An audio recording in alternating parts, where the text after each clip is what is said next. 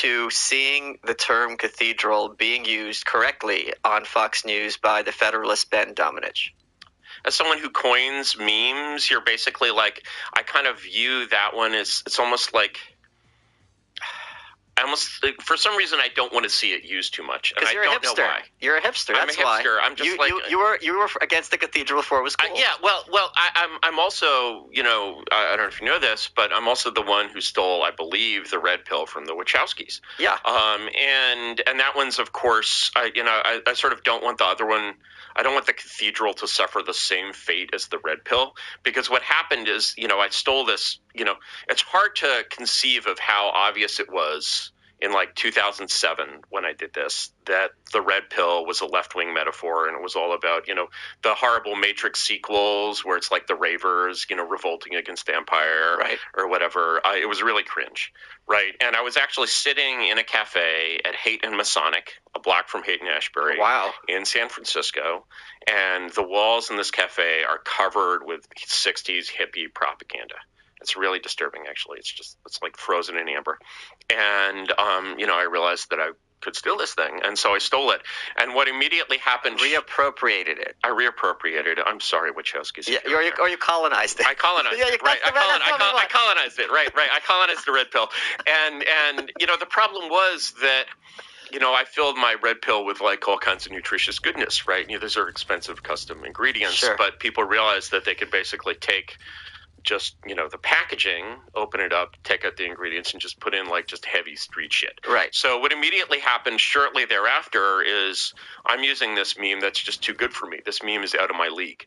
And this meme then gets stolen by two groups simultaneously. There was a revolt. The PUAs and the Nazis. So you had it before the PUAs? I had it before the PUAs. Because online historians will make it out that the PUAs had it first. Yeah, their timing is wrong. Okay. I certainly had never seen that. Maybe it was independent. If the PUAs were using it before April 2007, I give them all the priority. I don't think that Nazis would steal it from PUAs, and I don't think PUAs would steal it from Nazis. So that's what makes my explanation preferable, but I could be wrong. Perhaps I don't have the priority. But in any case, basically, you come up with these, with a meme like this, and it's sort of, the concepts behind it are sort of somewhat difficult and hard to understand, and what is this thing that is not a thing? And then you're just like, people are going to take your meme and just rape it. And so, I'm like, Fox News is beautiful. I love you, Fox News. But, that's what happens. Let me ask you this.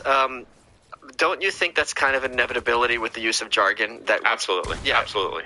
There's no, I can regret the state of the world and yet believe in it. So, we'll see. I've taken midwit from Vox Day. He originated that term. Oh, wow. Yeah. Wow. So midwit, it is a good term. It's a really good term. My idea of a good term is something that identifies a very specific phenomenon that everyone had observed but not codified. Yes. What would your term for Vox Day be? I mean, alt-right, I guess I would call him. Oh, yeah. Wouldn't you say? Sure. I don't know him well enough to be able to pontificate on him, and I do want to give him the respect because he did have that. He did come up with midwit. This is what I really hate when people make fun of. First of all, he's got his book also, Self Just Words Always Lie, so he's got a lot of accomplishments. People have this idea that if someone is a one-hit wonder, which I'm not saying he is, but if someone has written one song that brings people joy, that person's a better person than you. So this kind of this dismissal of even one. So I do want to give him credit for that. So I was sitting down with Eric Weinstein. Did you watch his interview with Lex Friedman? This is going to be a big circle jerk. So he had said two things, and I want to get your perspective on it. And he said this publicly, that when the first icebreaker you had for him is you went up to him at a party and said, I'm the most right-wing person here, or I'm the most right-wing person you've ever met. I don't remember which one it was. And that he took this as, what am I supposed to do with this? Do you remember this interaction? I don't remember this specific, this with Weinstein. It sounds plausible. I'm not really that brash these days, so it would have been a while ago. Okay. But, certainly, I'm always the most right-wing person in the room. In the proper sense of the word. What does right wing mean to you? What does right wing mean to me? Right wing is fundamentally, for me, the most important kind of thing on the right versus left spectrum is essentially order versus chaos, okay, or extropy versus entropy.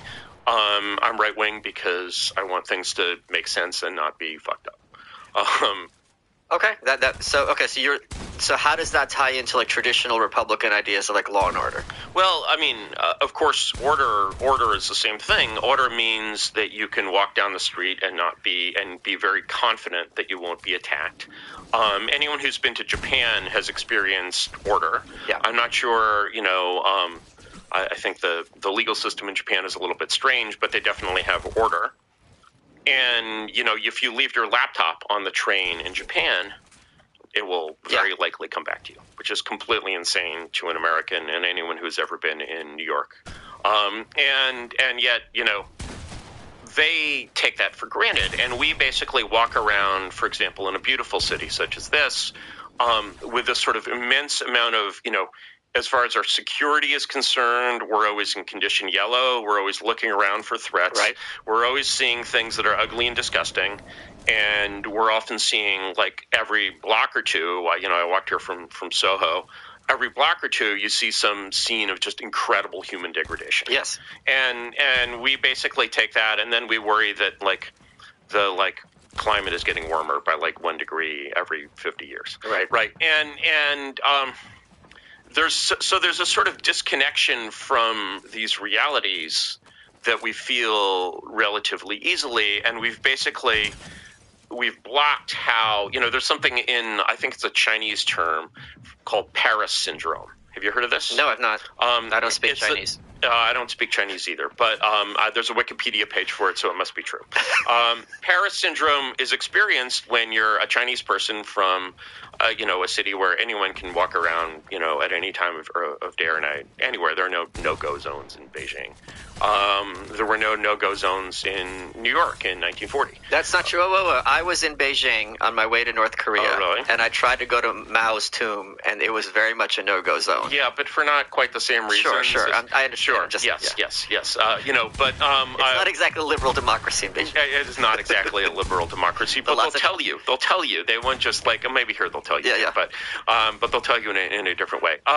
But so we sort of we've blocked a lot of things that really should be very obviously notable about the lack of order in our society today. Yeah. That is and sort of what you're seeing on a walk from Soho to, what would you call this? Is this Alphabet City? Alphabet City. And a walk from Soho to Alphabet City is you're basically blocking, you're seeing horrible physical things.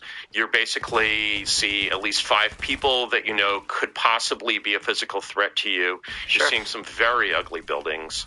And you're just sort of surrounded by all of these are kinds of, anything ugly in any sense, whether it's human or physical, is a kind of violation of order. Yeah, that's fair. And so, as a right-winger, I'm basically I'm sensing, I sort of try to sense the order that I think should be here. And that order is much more different from what we see today than it is to most people, and that's why I'm much more right-wing than other people.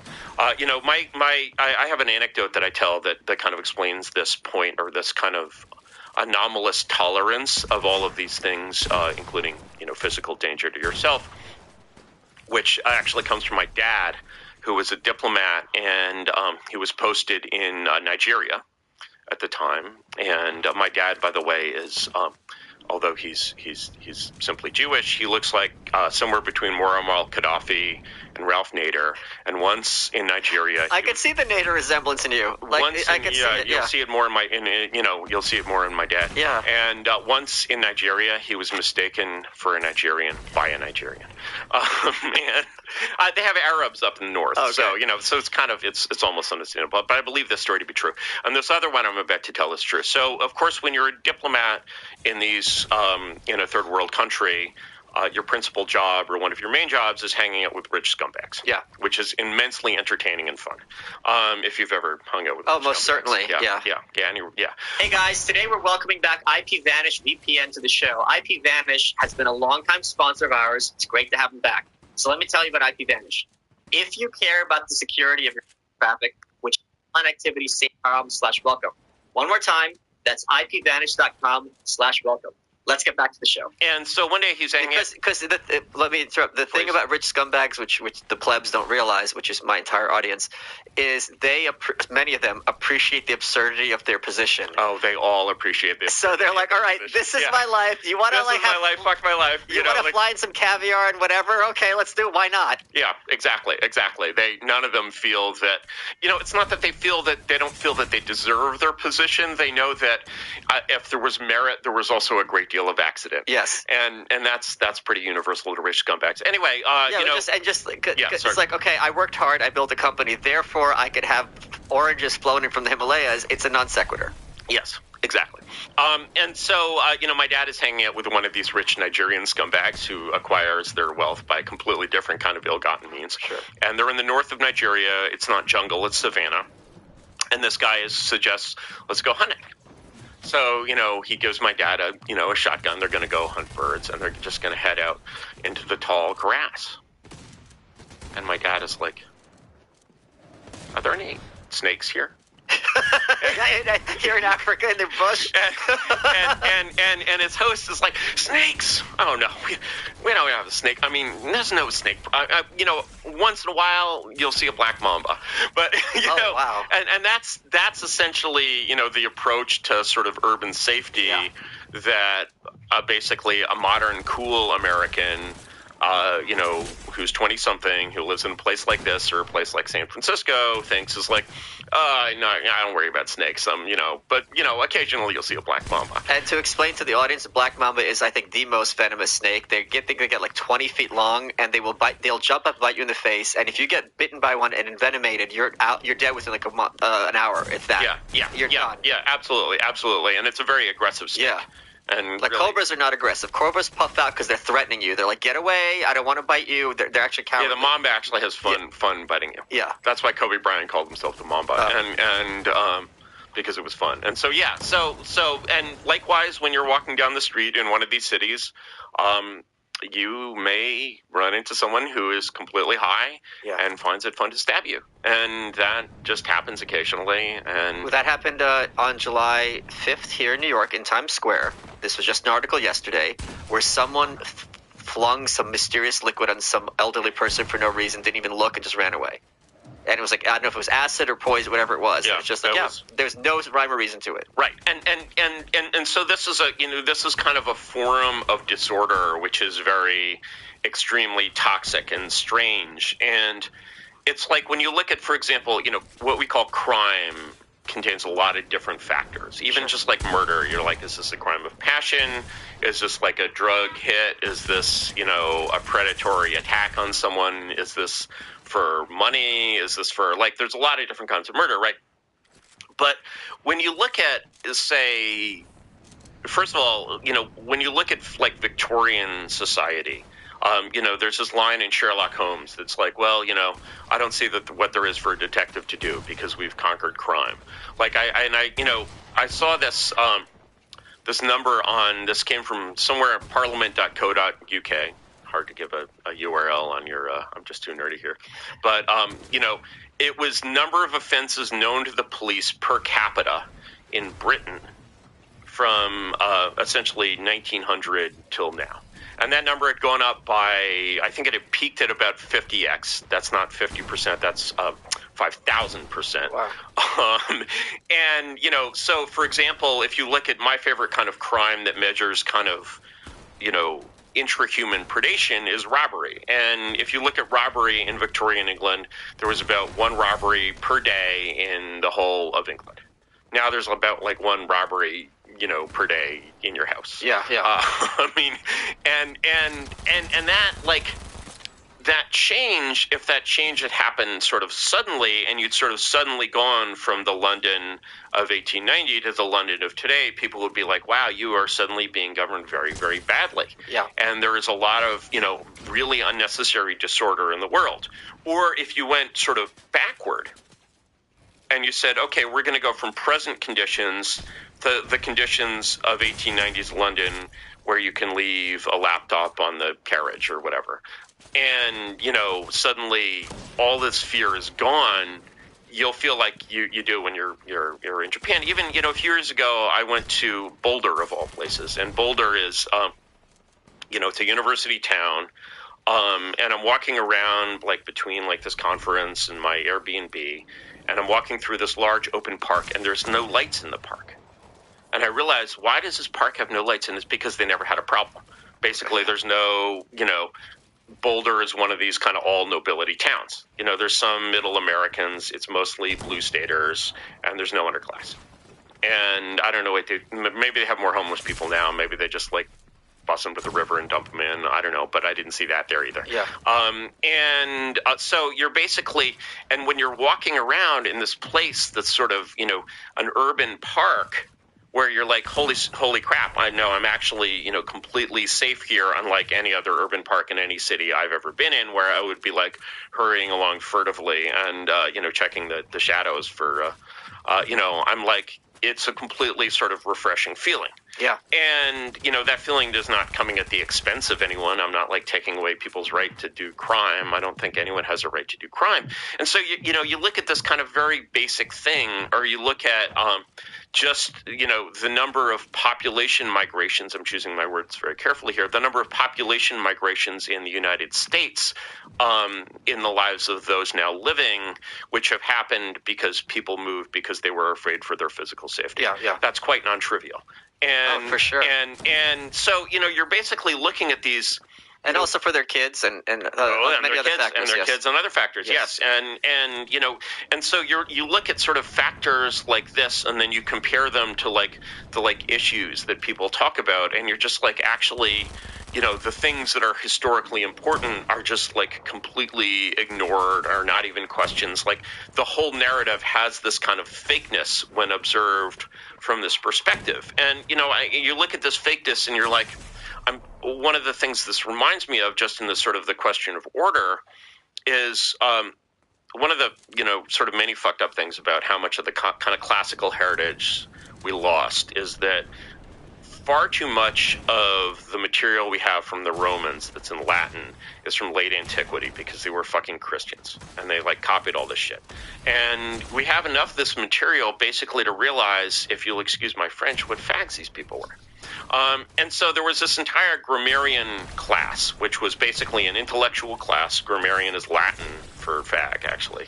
And, these people were expensively educated. They were bureaucrats. They studied Virgil. They considered themselves, the equal of Virgil. And they just wrote each other these long letters full of just flowery garbage. And it's like you have, this entire huge volume of like letters of like Sidonius or Prudentius or something like that.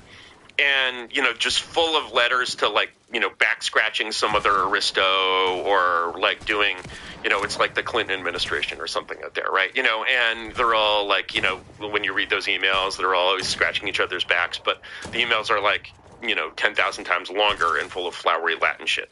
Yeah. And then every once in a while, he'll like drop some hint about what's actually going on. And he'll be like, oh, Biggest Dickus, I'm sorry I could not visit you this year because the roads were not safe. And you want to be like, why were the roads not safe? Who was on the roads? What was happening? Like, and, these people are writing at the time of the fall of the Roman Empire, and they don't actually mention the fall of the Roman Empire. Who will save the roads? All right, so that's why I'm more a right wing than Eric Weinstein. There's something else something else he said, and this is part of the podcast with him. He said that what he was put off. I'm going to see if I can guess your answer. See how well I know your mind, and then you could correct me or validate what I'm saying. He said you had said to him, this is gossip about like reactionary thought, that you were not allergic to white nationalism. Wait, hold on. Yeah. I would guess that what you would have meant is, when it comes to someone who's a philosopher or thinker and trying to look at sociology or political economy, you can't a priori put anything off the table. That would have been my guess. All right. Well, first of all, I'm not allergic to anything. Like, okay, like the idea of like, I'm going to be allergic to like Mormons because of the Mountain Meadows massacre or some fucking shit is completely unworthy of, it's just laughable, right? I mean, imagine if you had that attitude toward communism. I'm not allergic. I almost wore my Shea shirt actually here. I have an authentic Cuban Shea shirt, which I should have worn. It was actually made in Cuba. I'm very proud of it. I offered you a shirt with Cuba on it, and you declined to wear it. Yeah, the design was a little loutre. It's very true. By design, it was. In any case, basically, so that's sort of one thing I would have to say, about that comment. Imagine if someone is like studying the 17th century, but they're like allergic to Catholicism or something. Like, it would just be like completely unworthy of a historian to have like an emotional reaction to like some system of ideas. Like, what? The second thing that I wanted to say is you mentioned philosophy and philosophers. Yeah. And there's a story I want to tell, actually, and I think it's arguably related to this, because I think this should be Eric Weinstein's attitude toward me. So, this is a story about Voltaire. Okay. I don't know that you've heard it. So, Voltaire goes to Egypt. Goes, I believe, to Cairo. This is a real story, not apocryphal. No, this really happened. I read it somewhere. It probably happened. If it didn't happen, it should have happened. Okay. Voltaire goes to Egypt. He goes to Cairo. It's like the 1750s or something. And this is before colonialism. And Cairo is a very louche place. Right? It's really the moral standard is not high. So like a Weimar. Yeah, no, more so. Right? More Weimar than Weimar. So there's a lot of brothels, right? And his friend is super into going to brothels, so they do that together, right? And one day his friend comes to him and he's like, "Hey, Voltaire, let's try something a little different today." And Voltaire's like, "What do you mean, different?" And his friend is like, "Well, it's a brothel, but with boys." And Voltaire's like, "Oh, that's interesting. Well, as a philosopher, I guess I really have to have that experience." Huh. And so, because a philosopher is open to everything that is human, which includes boys. Okay. And so they go to the brothel, and they do the brothel thing, and they come out, and his friend is like, "Hi, Voltaire, how was that?" And Voltaire is like, "It was pretty interesting."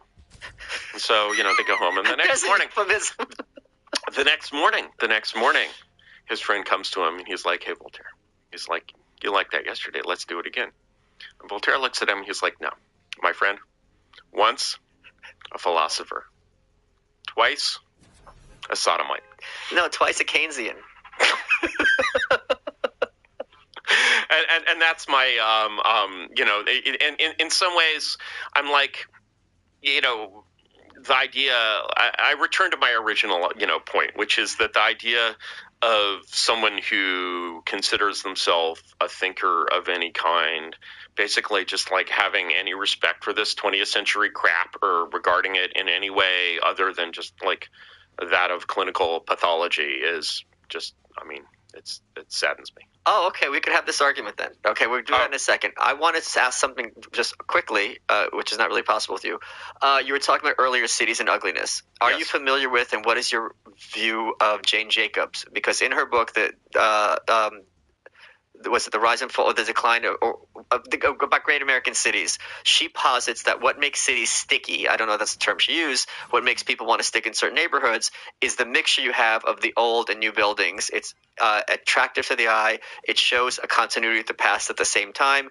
When people are sent to be in their neighborhoods, they're looking out for each other, looking out for crime. They tend to be familiar with their neighbors, and that gives that kind of civic society that we all want, which is much better than the state in terms of enforcing norms and some semblance of decency. Do you think she's mistaken? Are you familiar with her work? I haven't read Jane Jacobs. I've certainly read plenty sort of summaries of this kind of, and of course, like, she's essentially stating the only reason that, such a thing needs to be stated is that you're living in the age of Corbu, right? So you're basically living in the age of these, like, masters of concrete who want to produce these basically French housing projects, and like literally, that film, a few blocks away, there's one. Yeah, it's exactly right, the vision. Right. And Stuytown. Yeah, Stuytown, right. Well, Stuytown looks a lot better than a lot of French housing projects, but you're basically like, or, where I used to live in San Francisco, there was a very beautiful old brick hospital called German Hospital, and they tore that down and replaced it with what is now California Pacific Medical Center, which basically looks like a Czech secret police headquarters. Yeah. And you're like, I don't know how many people have like died in the Czech secret police headquarters, but it must be more than a few. Yeah. And so Jane Jacobs basically is out there, and she's still, she's not someone like Jane Jacobs. I don't know her. I haven't read her work directly, but she's really an illustration of one of these kind of conquest law principles that everyone is reactionary on the subject that they understand. Right. And so you'll constantly be talking to like... Well, he said conservative, not reactionary. Nice. You just did a little bait and switch there. Did he say conservative? Yes, well, Robert Conquest, yes. Yes, well, he meant reactionary.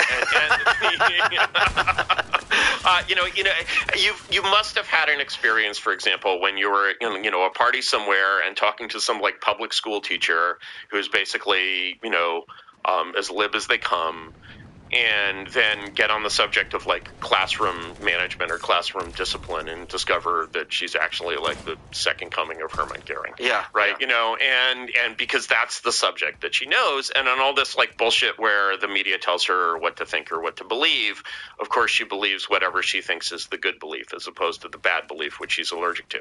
And, and this is like, and those beliefs that sort of come out of that kind of praxis, that expertise are, sort of respectable and worthwhile beliefs. And you just have to assume that for everything, there is some perspective like that out there that actually understands the problem. Hey guys, I want to talk to you about a sponsor that I'm really glad.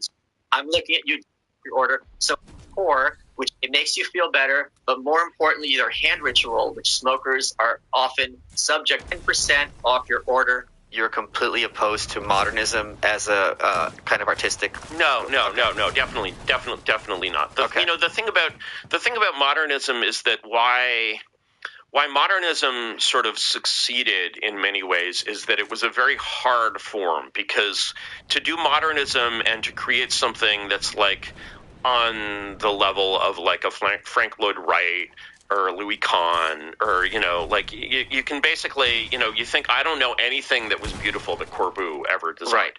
By design almost. Yeah, by design almost. Whereas if you look at, Louis Kahn, like the Salk Center, that's actually sort of genuinely beautiful.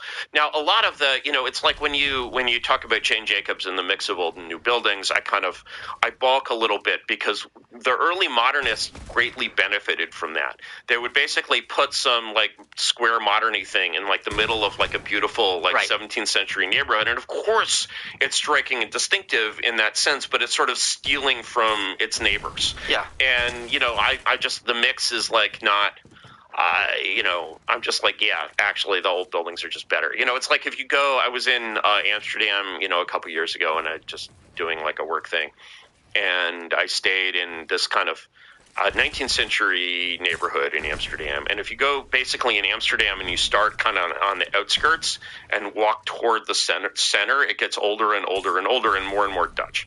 And so the 19th century area as well, this could be Germany, this could be, it's clearly continental. Yeah. If you go farther out, it's just anonymous globalist, strip mall, not quite strip mall, but trash, I assume. And you go in there and it gets more and more Dutch until you reach like the innermost tourist center, and which is just this cancer. And so the idea of, let's take these neighborhoods that are just like these canal neighborhoods that are just 100% Dutch and throw some like concrete monster in there, like, no, I'm not. I think Jane Jacobs is wrong about that. Would you? Why? We're going to take a complete left turn. Why do you think Stalin won? And if you were advising the ruling class in America, would you advise them to be more Stalinist in their approach? Why? How would I be advising them? Would I be advising them to be like, in their own interests? Correct. Okay. Why did Stalin win? Well, there's a new book out by Sean McMeekin, which I think is worth, just a very mainstream book of history, but it's called Stalin's War. And it's basically sort of quite sound, and it's a book on the subject of why Stalin won. It basically sort of blows apart the myth of Hitler's attack on Stalin as sort of an unprovoked attack on a peaceful, The Good Uncle Joe. Peaceful Uncle Joe, Yeah. which people still, believe. You really should go and see some like American pro-communist propaganda from wartime. Like go and watch Mission to Moscow or something. It will really. Song of Russia is another one. I'm writing about that right now. Gotcha, Yeah. gotcha. Have you seen Hitler Lives? No. Ooh, Hitler Lives. That's from that era? So Hitler Lives is, and it's an American film. It's made in 1945. Its director is Don Siegel, who would later direct Dirty Harry. And the script, although it's not credited as such, is by Dr. Seuss. And it is cut down from a longer film by Frank Capra called Your Job in Germany, which is also worth seeing. And, of course, these are great American directors. And one of the nice things about this film is that it basically explains the reason you, the American soldier, just fought World War II. So the reason that you just fought World War II is that World War II was a race war against the eternal German and his eternal desire to conquer the world. And, in order to defend ourselves from the German conquest of the world. From the Hun, we had to fight this race war against the eternal German who must be kept down. Furthermore, we have these other demagogues at home who basically act like Hitler and like make speeches and stuff, and they need to be shut down. And instead, the world needs to be ruled by a council of wise men, including kindly Uncle Joe. And and all this is told in like you sort of recognize Dr. Seuss's voice in this script. It has this insidious tone to it. And what rhymes with Zyklon? It's just this nasty, like you're. I guess every Jew I see from Zyklon A to Zyklon B. What is with this guy? Did I get it right? Did you get what right? This is a poem from the movie. Got it. I understand the joke now. Yeah. No, you should definitely. I mean, if you see Dr. Seuss's wartime cartoons too, you've seen some of those. No. They're like, oh man, Dr. Seuss is a wartime propagandist. Well, he would do these, of course, the bucktooth Jap is a huge specialty. God. So like basically the Lorax, but he's a bucktooth Jap. Oh my God. Yeah, no, really, really sinister, strange, Der Stürmer tier stuff, right? And you watch Hitler Lives, and have you read The Poisonous Mushroom? No, what is The Poisonous That's Mushroom? a book by the Der Stürmer people. What the Nazis were like. This is too extreme. I have it. No, I have it too. It's for kids. It's a kids book. I have this book as well, and guess where I got it? I got this as basically a war booty from my grandfather. Well, it's been translated to English, and it's like, hey kids, here's how you can spot a Jew. Yeah. His nose looks like the number 6. Yeah, he's the devil. And the Nazis No. are like, dude, this is too much. Yeah, no, it was really, it was absolutely considered. I looked this book up because basically, like some of my grandfather's possessions were being distributed to me. This obviously was not your kind of neo-Nazi English translation. Right. This was the real, this is real memorabilia. And so I'm like, what the hell is this Nazi children's book? Yeah. It was written by like this 18-year-old German girl, like this No, teenager. this is by the guy who wrote Der Stürmer. It was. Oh no, this is a different one. I think there's basically two in this class. Yeah. No, it was drawn by the guy who wrote Der Stürmer, but the author was basically like a League of German Girls, like young German high school girl, which is just, I mean, no, and the shit when you see this stuff on sort of all sides, you're like, this is berserk. Yeah. These people were all completely berserk. Like, and the theory of World War II, of like the plot of Axis world conquest, is completely as fake as the international Jewish conspiracy. And it just didn't exist. And so you have this like, Matthew Arnold's poem, Dover Beach. Of course. Ignorant armies clash by night. That's basically, that was his vision of the future. And yeah, these people had no idea what they were doing on any side. And I mean, so the question of why Stalin won the war or did so well is that Stalin was perhaps the least deluded of all these figures. Again, the Sean McMeekin book, Stalin's War, is very worth reading. So it's World War II and Stalin. Yes. Okay. Yes, World War II and Stalin. And, the McMeekin book is perhaps a little weak on the relationship between Stalin and FDR, which is not a relationship that anyone understands really very well. And a lot of that is probably going to, was done orally and will permanently remain secret. But, you get the strong impression from the McMeekin book. He doesn't have specific evidence of this. I believe this to be true, that FDR knew the Molotov-Ribbentrop Pact was a trap for Hitler. FDR loved that kind of shit. And so, it's like if the American elites really believe that Stalin has thrown in his hat with Hitler and is siding with Hitler, then they react completely differently to him. And they just don't react that way. It's like a case of the dog that doesn't bark. Another hilarious fact about World War II that most people don't know, that I only found out actually very recently, is totally, this is totally normal. There's a Wikipedia page.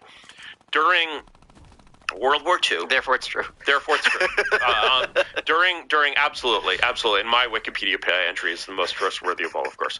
And because it's Wikipedia. During World War II, for the whole war, from 41 through 45, there was a trade route in which American-made ships, full of basically natural resources and other, not actual weapons, are sailing under Soviet flags from San Francisco to Vladivostok to supply the Russians. Now, if you know where Vladivostok is, it's northeast. That's the very tip. Yeah, and you basically have to steer your ship around to avoid bumping into Japan. Yeah. And so right under basically the noses of the Japanese, Hitler is being opposed by giant ingots of American aluminum. Why are the Japanese doing this? Why are they, they're neutral in, they have a neutrality relationship with Stalin, right? And you look at this war and you're like, wait a second, when the Axis are trying to take over the world, Hitler goes this way and Stalin and Japan goes that way, and they just win. Why do they not just win? Right? And they don't just win because there's no Axis. There's no such thing as the Axis. It's just a press release. There's no actual real military coordination there. And they don't understand that they're fighting a world war. That's the thing. I learned that recently myself because I grew up in comic books. I'm a comic book character. Yes. And you always see Captain America punching out Hirohito and Hitler at the same time or whatever, and Mussolini. But then if you look, Hitler and the Japanese are not sitting down and plotting together at all. Hitler, Mussolini, it's a very different story. Even there, Mussolini's invasion of Greece basically comes as a surprise to Hitler, and he has to delay his invasion of Russia because of it. And that arguably loses him the Russia campaign. Yeah. Right. And so, these are these three powers, and, they have these radical 20th century ideologies. Behind these 20th century ideologies is a lot of the kind of force and energy of old 19th century elites, old nobilities, and so forth. The idea of these 19th century elites is that they believe in sort of the old pre-20th century multipolar international order. And so, when Germany in World War I says it wants a place in the sun, it wants its colonies, it's like, we want to be an equal to England. The idea of Germany sort of attaining supremacy over England, there's no idea that, World War I, it's a war for democracy on our side, therefore it must be a war for monarchy on the other side, and if Germany wins the war, there will be a Hohenzollern prince in London. Nobody's thinking that, right? Just like nobody in the Civil War is thinking, if the Confederacy wins the war, we'll have slave plantations all around Boston. Right. And so, there's a basic asymmetry there where one of these powers is fighting for independence and the other one is fighting for hegemony. And it's our side that is fighting for hegemony. And so, and still is. And still has it, in fact. And, it's basically, what we call the international community is sort of the kind of amorphous global successor of the British Empire, obviously, and that, that implies, and people will be perfectly frank about this, basically a diminution of sovereignty, in fact, really a loss of sovereignty of the nations incorporated into it. And so, Hitler is this weird, basically 4chan character, he's really like a 4chan guy. And he has all these bizarre ass theories, but behind him is the kind of entire old elite of old Germany who are these are the July 20th people who are basically this anti-Semitism stuff is really retarded, but come on, we have a country again. Right. And so the U.S., of course, every time it receives, American diplomats receive any kind of notification from these German aristocrats, they're like, hey, if we just dump Hitler, will you make peace with us? The answer is always, fuck you. Right. And so it really is sort of, that war is a war between revolution and reaction at a certain level. It's just this kind of sound 19th century reaction is kind of overlaid with this kind of hallucinatory 20th century craziness that you find in, these fascist regimes at various levels. It's, of course, obviously everything from the 19th century is generally better. But, Stalin is completely, both Stalin and FDR, and it's very hard to understand we don't really understand that relationship, and we probably never will. Both Stalin and FDR are, they love playing chess. They love tricks, they love lies, they love deceit, and they love, they have this kind of deep, dark triad kind of Machiavellian thing going on. Stalin just completely outplays Hitler and still almost loses because the German military is so much better than his. Basically what happens when the German, everyone for months, and the papers are full of this, everyone for months knows that the Germans and the Russians are massing forces on the border. This can't be hidden, right? And there's no sense in which it's like a surprise. And essentially the thinking of the Russians is, wow, our forces are we have 5 times as many tanks as the Germans here. We know, because we have an intelligence service that doesn't suck, that they don't know this. Here's what's going to happen. They're going to attack us. They're going to look like total assholes, and we're going to just drive them back and take all of Europe. And that's basically, Stalin's plan. So he wants to, just as FDR sort of wanted the Japanese to attack in Pearl Harbor, the question of his knowledge of that is still in some ways debatable, but I don't think it's very debatable. Stalin is basically okay, the Germans are going to look like they did this surprise attack on us, but we're going to be ready for them, and we have our forces in this offensive posture along the border. You'll find all of this very conventional, well-reviewed book, Stalin's War. It's not McMeekin's hypothesis, but he presents it solidly.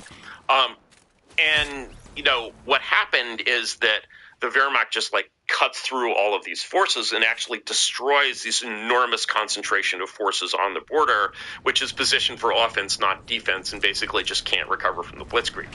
And that's how kind of Stalin's plan goes awry at that point, but he's still got the kind of strategic depth to outlast Hitler. And Hitler also is making the same mistake on the Eastern Front that he makes on the Western Front, because since his objectives with Russia are also limited, he doesn't want to create a new Russia. He doesn't want to return the czars to Russia. He actually only cares about Germans and wants to reduce the Slavs to the status of slaves. Well, I mean, the word is, apologies to any Slav readers out there.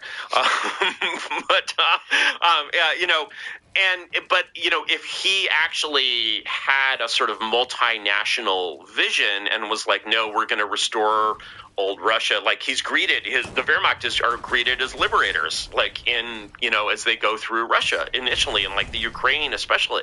And then basically they realize, no, actually, the Soviets lie about everything, except that when they told us Hitler was an asshole, it turns out, he's actually an asshole, right? And so he would have done much better in the East if he had not been an asshole.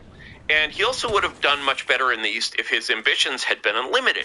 Instead, he's following the same kind of Haushofer, geopolitics thing, where he has this vision that he sticks to, and his vision is we're going to push the Soviet Union back to the Urals and have a medieval march where marcher lords will become strong fighting the Bolsheviks or whatever. He doesn't just want to win the war. And so, his desire to basically destroy the Soviet forces and destroy the Soviet Union basically leads him to focus on, no, let's get this agricultural land, let's get this oil or whatever. And basically, he starts kind of making conquests before he wins the war instead of going straight really hard to Moscow. And similarly on the Western Front, there's a lot of historical debate about this, but this is at least fairly plausible. He basically lets the British go at Dunkirk because it's the same thing. It's like, I taught you a lesson. Now we're equals. I have the continent of Europe. You have the oceans. Let's make a deal. And he, and he basically, he says to the British, he's like, look, if you make this deal, you'll preserve the British Empire. But if you don't, like, the Americans are just going to eat you. And, he happens to be right about this. But, you're really, like, having this kind of, you'll note that this kind of discourse about World War II, while, everything that I've said is really mainstream, I guess maybe not the Stalin-FDR connection, but it would be hard to refute, certainly. That it's this sort of totally different thing from this frickin' fairy tale that we're told. And to bring, the question back to Eric Weinstein, since apparently he's talking about me, I can talk about him. I'm like, when you're basically have this kind of fairy tale view of the past, and you view it as, a fairy tale rather than these kind of actions of confused and deluded and imperfect humans, then you kind of import the fairy tale into the present. And you're like, as a grown man, I mean, he must be, in his 50s, and he's like, ooh, smells like the boogeyman, like, I mean, are we children? Well, I wear child-sized clothing. Well, and I don't have pubic hair. Yeah, I really thought that was a body double, but I was drunk. You were drunk. I mean, let's forget it happened. Look, we're philosophers. We're philosophers. I was reading about some history of like gay people. I woke up, stroked your cheek, and said, "We're philosophers now." Honey, no, I was reading. There was some like group of notorious homosexuals, like Edwardians or something, maybe even earlier, maybe Victorians, and they referred to the thing that they did as, quote, the method, unquote.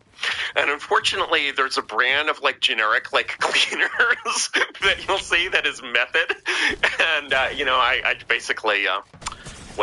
Maybe it's juvenile of me, but I can't avoid making that translation. I just recently read Bosie's autobiography. Bosie was Lord Alfred Douglas. I have a signed copy. He was Oscar Wilde's lover. Yeah, and he takes great pains to point out that they did not do that what you're thinking of. It was the other thing. So please get those perverted thoughts out of your head. It was not the thing.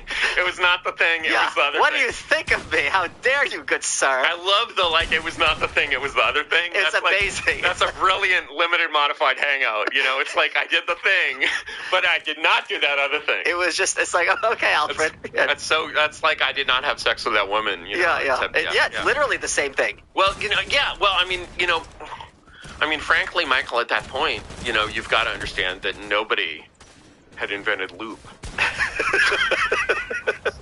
Sheath, the official underwear of hunks and studs.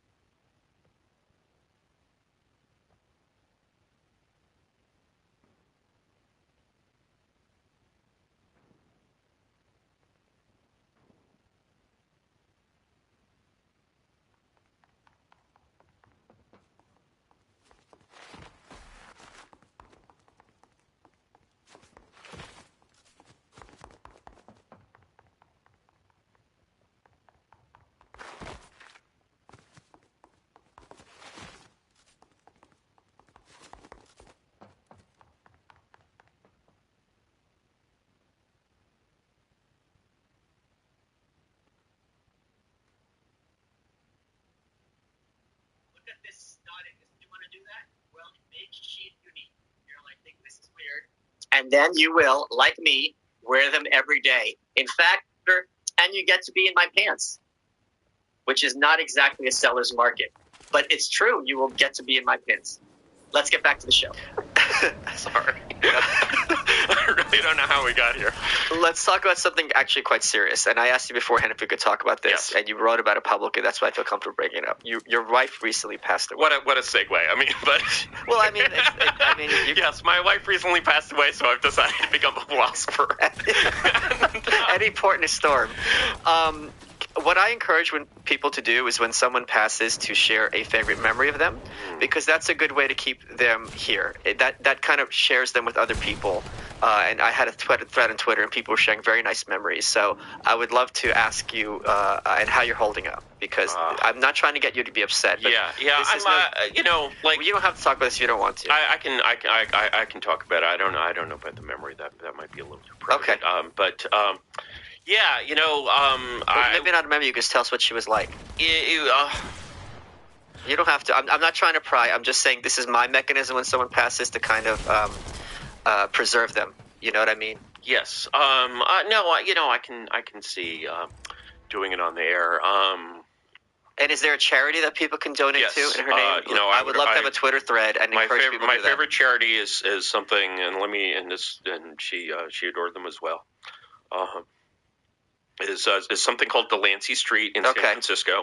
It's part of the, it's sort of the part of the San Francisco homeless thing that is not part of the homeless industrial complex.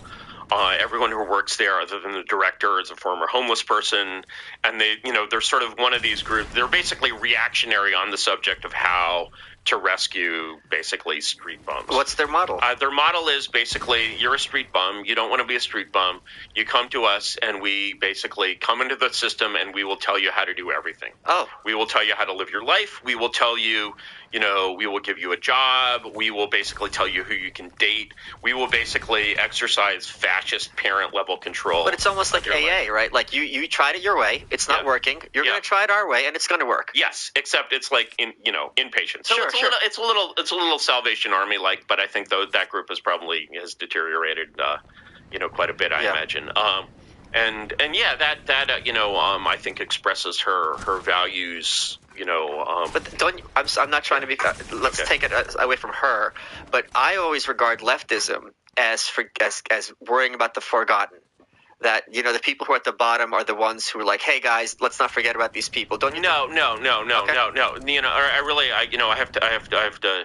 Well, let me just clarify one thing. I regard one axis of left versus right with sympathy for the weak as opposed to empathy for the strong.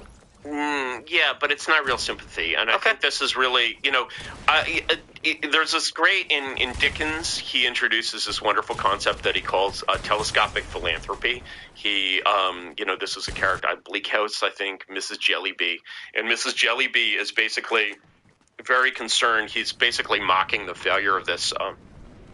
1840s lib project called the Niger Expedition. That's Niger, which is pronounced Niger. You know that, of course. Yes, of course. Niger, please. Yeah, Niger, please. And I like the word neighbor, actually. And Mrs. Jellyby is like focused with this abstract sympathy that is far away from her. Sure. And is not concerned with the people around her. Sure. And so in her actual life, she acts very, very badly. And the thing about this abstract sympathy is that it's entirely orthogonal to real sympathy, and it really drives it out. And that's just what you see when you see, for example, the difference between something like Delancey Street or like Glide Memorial Church in San Francisco. If you go and, plenty of rich tech dudes will go and volunteer at Glide, and they'll find themselves filling packets for the homeless, and the packet will have some soap and toiletries and, probably a gift card if they need anything, and some needles in case they need to shoot up. And, this isn't is this caring? No, this is what an addiction counselor would call enabling. Yeah. It's this massive sort of enabling system. And the thing about this abstract, two things about the sort of, sympathy for the weak, as you call it. I have no sympathy for the sympathy because, Well, that's because you're right wing. Yeah, and that's because I understand, sort of what's going on with this ersatz kind of porny feeling of empathy, which is really as different from real empathy as porn is from sex. And so what is going on in people's heads when they do this is that what's actually being stroked there is not their desire. Sorry, we keep getting back into philosophy, but it was just once, and now I can't unring that bell. I know, Michael. I know. And what's being stroked there is their ambition. Because essentially what you're saying, whenever you help someone else, you develop power over them. Whenever, to assist someone creates a dependency, you have one little etymological story I like to tell is the word lord in English. The root of this is the Saxon hlaford, which means, and the hlaf means loaf, and the ward means ward. So basically, it means you're the loaf protector. You're the loaf giver if you're the lord. And if someone is eating because of you, it doesn't matter if you don't, tell them what to do. You can start telling them what to do tomorrow, and they would have to do it. And so you basically, whatever you protect someone or become the guardian of someone, you feel yourself growing stronger because they're basically in your retinue. Like, a medieval nobleman would be like, how many men in livery do you have, right? And that's your kind of physical strength. Now, obviously, you're not gaining any sort of actual strength in any way by sending, $1,000 a year to Glide Memorial so they can basically, feed the pigeons and enable people who actually need help and not enabling. But you're still, you're like a dog chasing a ball. You have this predatory instinct. You don't really know that that's not meant for chasing balls. It's actually meant for your wolf ancestors to chase rabbits, but you're still going to chase the ball.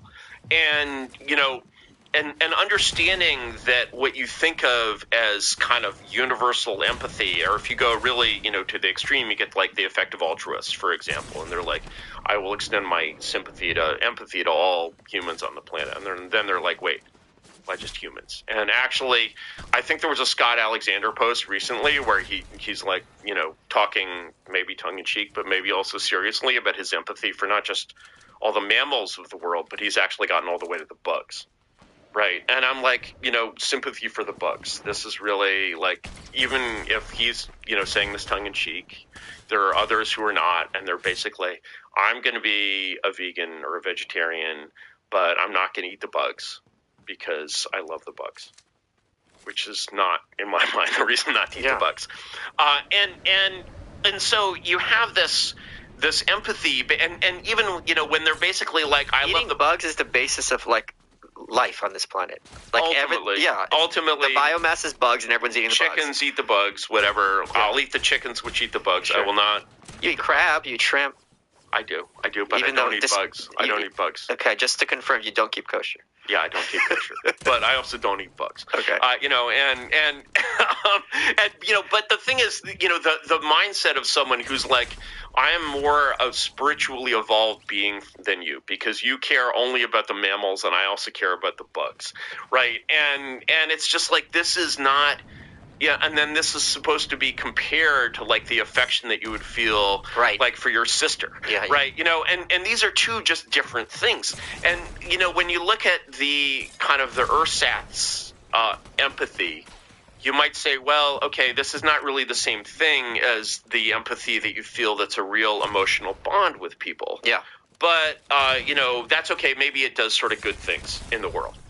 And the problem with that is that maybe it does good things. You think it does good things, but maybe it's actually doing bad things, and you just don't know that. Yeah. And when you look at if I'm coming from love, by definition, the goals will be love. Yeah. If you're coming from love, it's to me, it's like when you, if you're coming from love and the, result is the opposite of the intent, you feel very, very bad. Imagine you're basically on the, walking down the street, you see like a motorcycle crash. You're the first on the scene. You're like, you feel an immediate, this is a human being in your presence. You feel sort of immediate sympathy for this human being who's right there with you, and you want to help him. Assuming you go they're not fat.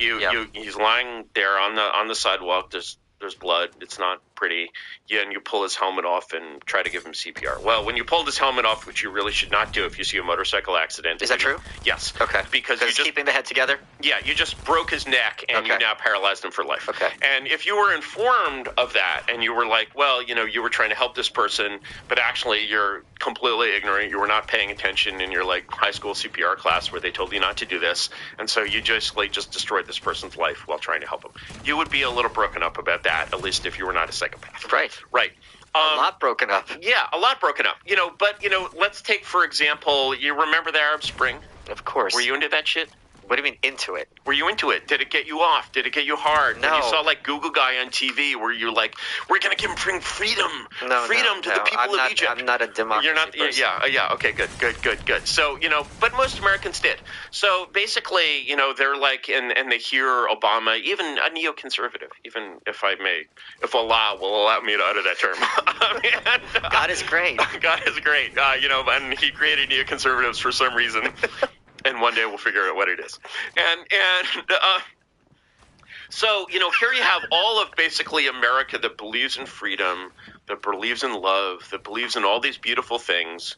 And it's like, hey, wait a second, why have we been supporting these dictators in the Middle East? And, we're propping them up. And propping them up is basically sort of a term of art that means not overthrowing them. Right, yeah. And but often sending them money.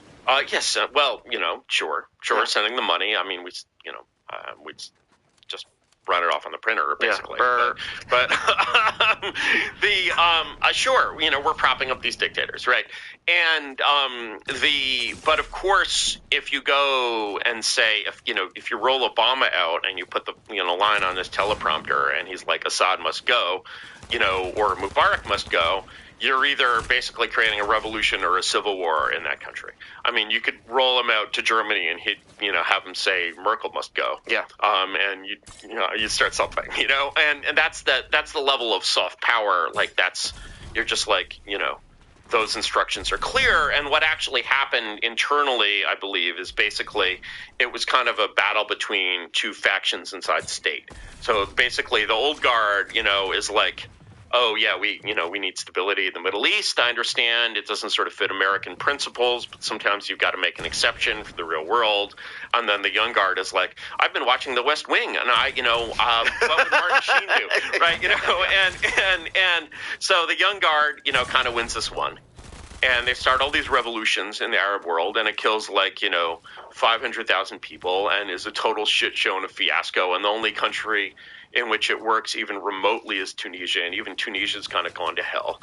And, what does the American viewer do when they've basically done this thing with a motorcycle helmet to 1 million people?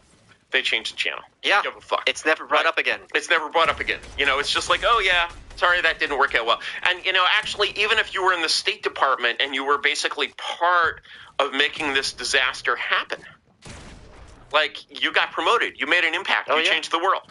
Right. And so, this it's on the headlines. It's on the headlines. Right. You matter. Right. And because you matter, you're promoted. And so, the connection when you have this kind of abstract empathy, actually it's distinct from the natural empathy 100%. toward the weak that you feel in a sort of good Christian sense when you see them, or when you sort of think in a level-headed way about them. It comes out of your ambition and your desire to have clients and be a big and powerful man. Yeah. Which is, again, very natural in humans.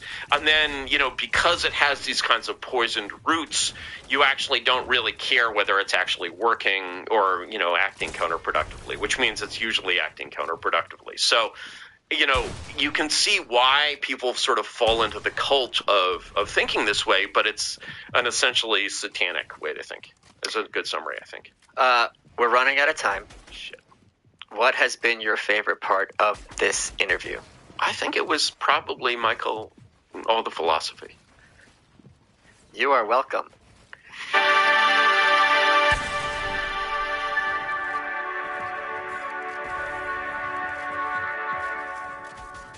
before you go, if you enjoy this podcast, you might enjoy some of the other podcasts available this week at gasthefuelnetwork.com. This week, we're highlighting the Real Last podcast with hosts Luis J. Gomez and Zach Amico, who is one of the funniest people at this network. I'm a huge fan of them both.